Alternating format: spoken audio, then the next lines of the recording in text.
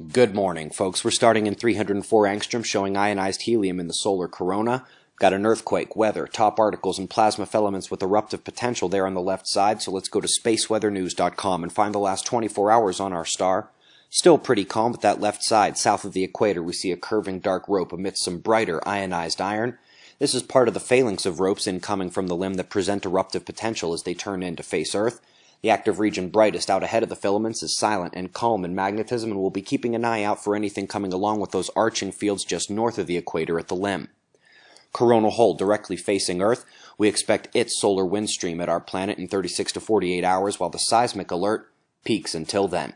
Whether you have our latest book or our first one, or whether you follow the factors at quakewatch.net, you know that a low-pressure cell heading at a fault line can be a reason to pay attention. As it ran onshore, a magnitude 6 earthquake struck the Tibet region. Strikes slipped, rocks ripped, and dropped bricks in China. Let's also not forget that Ascension Island quake from a week ago was not only nailed by Councillor Gimber, but also Terrence Allen. Apologies, took a few more days to notice that 2 of our users got it. And while we discuss the lithosphere, we've got a new caldera in the largest Iceland glacier.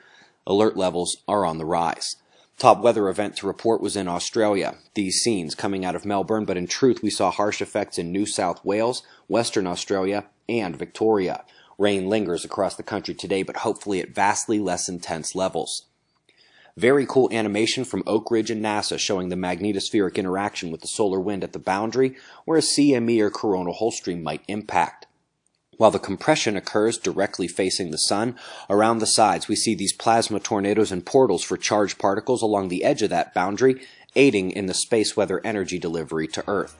This is a pretty cool article out about how we can actually accelerate a craft ionically to super high speeds, but we'd have really no way of slowing it down. Unless maybe if we used magnets.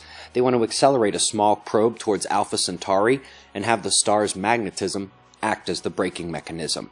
Toronto scientists say increasing cloud cover in Europe is the cause for increases in rickets.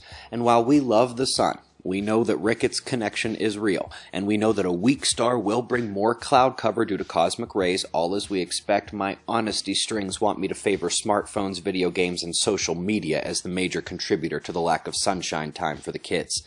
Website members, your weekly Fly on the Wall podcast is coming up in a few hours. We'll predict winter conditions in the north and run down some of this week's top stories in a lot more depth.